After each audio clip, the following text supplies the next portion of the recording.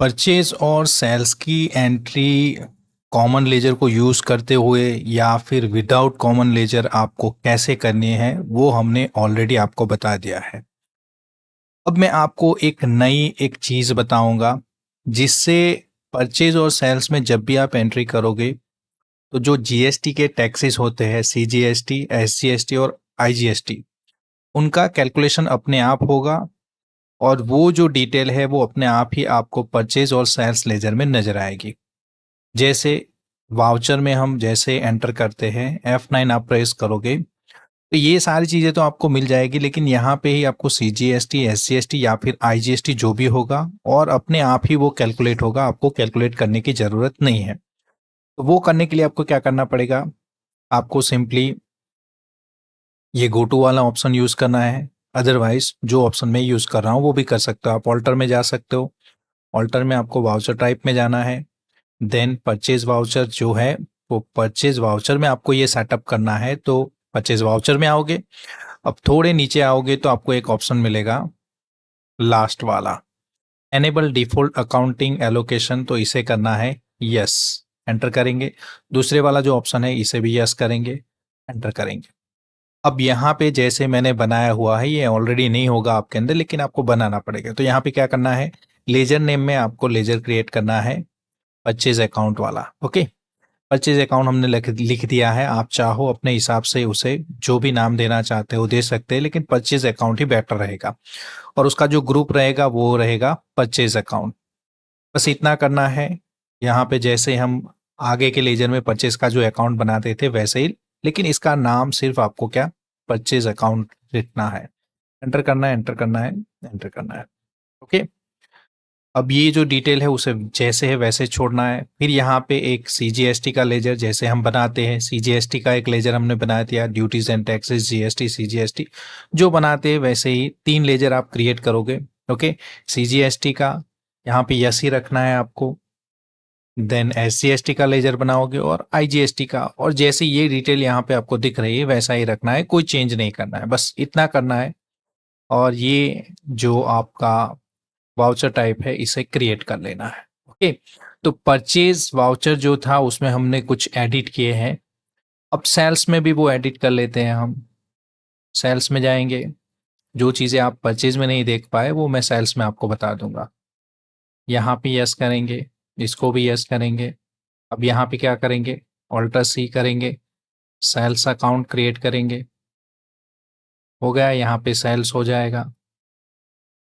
ये सारी चीज़ों को छोड़ना है, नीचे आएंगे और यहाँ पे गुड्स है या सर्विसेज जो भी अपने हिसाब से आपको डिसाइड करना है। अब ये जैसे है वैसे ही छोड़ना है। नीचे आएंगे, सीजीएसटी यहाँ पे भी जोड़ देंगे, ऑलरेडी बनाना हुआ है हमने। एससीएसटी भी जोड़ लेंगे और आईजीएसटी भी जोड़ लेंगे। ओके, और राउंड ऑफ वगैरह भी आप जोड़ना चाहते हो तो जोड़ सकते हो, अदरवाइज हम यहाँ पे ऐसे ही छोड़ेंगे इसको। ये भी हमने एक्सेप्ट कर लिया। तो सेल्स और परचेज का जो वाउचर है उसमें हमने थोड़ा मॉडिफाई कर दिया। वाउचर में जाएंगे, देखिए परचेज वाउचर में जैसे आओगे आपको सीजीएसटी, एसजीएसटी और आईजीएसटी अपने आप लिखा नजर आएगा। आप चाहते हो कि मुझे सीजीएसटी, एसजीएसटी चाहिए तो वो उतनी ही डिटेल डालो आप। ओके, अब यहाँ पे जब हम एंट्री करेंगे हम रैंडमली ये डेट वगैरह ले रहे हैं तो उस पर ज़्यादा फोकस नहीं हो रहा है हमारा। ओके, अब यहाँ पे हमने जैसे एंट्री करनी है, पार्टी नेम हम कोई भी ले लेते हैं। चलिए यहाँ पे राज ट्रेडर्स को ले लेते हैं, कोई और नाम ले लेते हैं। चलिए नई एंट्री करते हैं। यहाँ पे मैं ले लेता हूँ रिया, रिया एंटरप्राइज। रिया एंटरप्राइज ये होगा हमारा सन्ड्री क्रेडिटर्स, इनके पास से हम उधारी पे माल ले रहे हैं। अब इनका जीएसटी नंबर वगैरह आपको प्रोवाइड करना है तो करिए, ये रैंडमली मैं आपको बता रहा हूँ, बस एक एग्जांपल बताना है मुझे, आपको एक डेमो बताना है, तो वो जीएसटी नंबर वगैरह मैं नहीं डाल रहा हूँ। ओके, अदरवाइज आपको डालना पड़ेगा। एंटर करेंगे, एंटर करेंगे, हो गया। अब ये रिसिप्ट डिटेल जो भी है आपको डालनी है, ये डिटेल हमने ऑलरेडी डाल दी है। अब आइटम हम बना लेंगे, समझ लीजिए मोबाइल हम बेच रहे हैं, 10 क्वांटिटी बेच रहे हैं और जिसका रेट है 20,000। बेच तो नहीं रहे, खरीद रहे हैं। ओके, 20,000 ये हमारे पास परचेज का बिल होगा, उसके हिसाब से हम एंट्री करेंगे। ये डाल दिया, 2 लाख का हमारा मोबाइल हो गया। अब जब एंटर करेंगे तो देखिए कॉमन लेजर हमने यूज़ नहीं किया है, इसलिए यहाँ पे बताना पड़ेगा।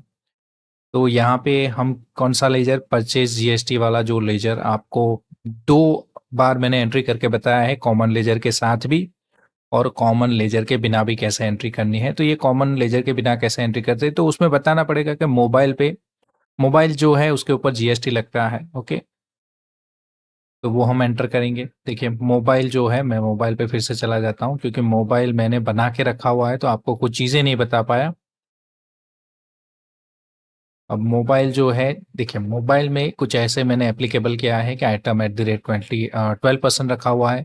पीसीज में रहेगा एप्लीकेबल है एचएसएन नंबर और 12% इसके ऊपर जीएसटी है। ओके, तो ये अगर आप बनाना चाहते हो आइटम कैसे बना, वो ऑलरेडी हमने बनाया है, लेकिन फिर भी एक बार आप गो थ्रू कर सकते हो ये वीडियो में। चलिए 2 लाख हो गया। अब समझ लीजिए उस पर परचेज जीएसटी लगता है। अब हम लैपटॉप भी ले लेते हैं। ओके, लैपटॉप भी 10 पीस बेचे हमने, 30,000 का रेट है। अगर सॉरी, ये परचेज है हमारी। ओके, भले मेरे से बेच रहे, ये मीन्स हमें खरीद रहे हैं। ओके, 30,000 का रेट है, 10 पीसीज है तो 3 लाख हो गया। एंटर करेंगे तो ये भी परचेज अकाउंट तो नहीं रहेगा, ये रहेगा आपका परचेज जीएसटी। ओके, एंटर करेंगे तो देखिए आप 5 लाख का हमारा जो टैक्सेबल वैल्यू है वो नज़र आ रहा है और उसके साथ 54,000 का जो टैक्स का कैलकुलेशन हुआ है वो भी हम ऑल्टर ए करके देख लेते हैं। चलिए देखिए, 2 लाख पे 12% के हिसाब से 24,000 और 3 लाख पे 28% के हिसाब से 84,000 आपको नज़र आ रहा है। तो प्रॉपरली एग्जीक्यूशन हो रहा है। अब ये दो आइटम हमने खरीदी है, 20,000 का मोबाइल और 30,000 का लैपटॉप। ओके, ये एंट्री हो गई। अब कोई और भी आइटम आप जोड़ना चाहते हो तो जोड़ सकते हैं, आईजीएसटी लगेगा नहीं। अब आईजीएसटी भी इम्प्लीमेंट हो, जैसे बिल में तो ये नज़र नहीं आएगा, लेकिन हम चाहते हैं कि आईजीएसटी में भी ये एप्लीकेबल हो। अब इसका बिल भी हमें नज़र आए, ओके, वो भी करना है। तो चलिए मैं वही चेंज कर देता हूँ। ओके, यहाँ पे जीएसटी बिल में नो कर देता हूँ। पहले ये एंट्री को मैं कंप्लीट कर देता हूँ। ओके, रिया एंटरप्राइज वाली एंट्री को मैं कंप्लीट कर देता हूँ, फिर आपको बताता हूँ कि क्या करना होगा। देखिए, आप चाहते हो कि जैसे आपकी एंट्री कंप्लीट हो तो जो वाउचर है, हमारा परचेज का वाउचर है, सेल्स में भी वो कर लेंगे, उसमें प्रिंट आनी चाहिए। तो कुछ नहीं करना है, लास्ट वाला जो ऑप्शन है बस यहाँ पे यस कर देना है, तो वो आपका जो वाउचर है वो प्रिंट भी कर लेगा। ओके, ये सेल्स में भी कर लेते हैं हम। सेल्स में भी यही चीज़ करनी है, यहाँ पे यस करना है, बस हो गया।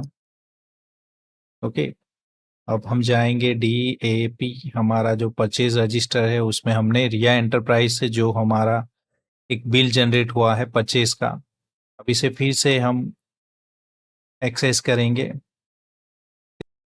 ये एक्सेप्ट कर लिया। देखिए प्रिंट के लिए पूछा जा रहा है। ओके, तो अब क्या करना है आपको, सिंपली प्रीव्यू देख लेना है एक बार।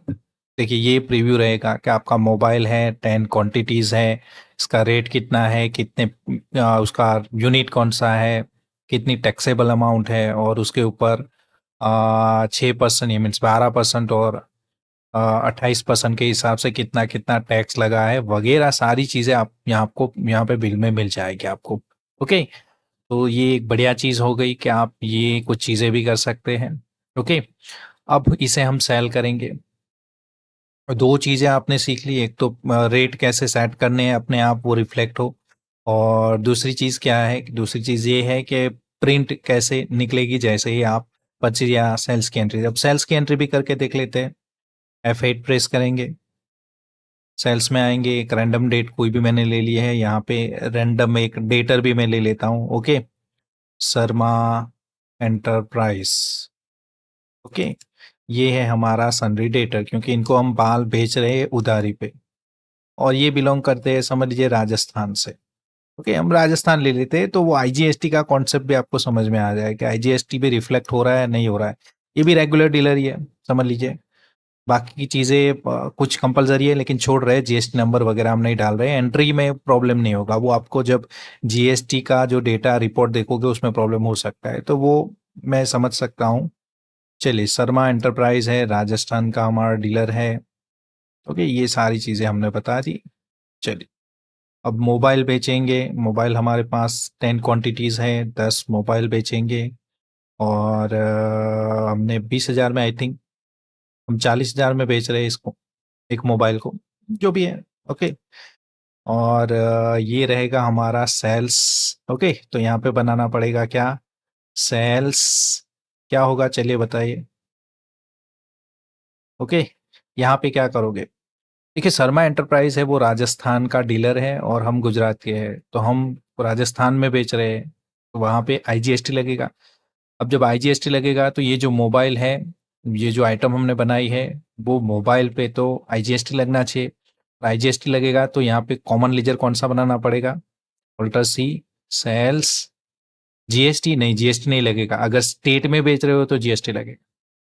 स्टेट में बेच रहे हो लेकिन जी नील रेटेड है, नॉन जीएसटी है, एग्जेम्प्टेड प्रोडक्ट है, तो सेल्स एग्जेम्प्ट बनेगा। लेकिन स्टेट के बाहर बेच रहे हो जिसके ऊपर जीएसटी लगता है, दोनों प्रोडक्ट में जीएसटी लगता है, तो वहां पे होगा सेल्स आईजीएसटी। कौन सा लेजर बनेगा, सेल्स आईजीएसटी, और इसका ग्रुप रहेगा सेल्स। ओके, बाकी की चीजों को आपको ऐसे ही छोड़ना है। यहाँ पे हम गुड्स ले लेंगे क्योंकि हम गुड्स बेच रहे हैं। ओके, 4 लाख हो गया। देखिए, अपने हिसाब से ही आईजीएसटी कैलकुलेट कर लिया। अब लैपटॉप भी वैसे ही हम डाल देंगे, वो भी 10 क्वांटिटी है। लैपटॉप हम बेच रहे हैं 50,000 में।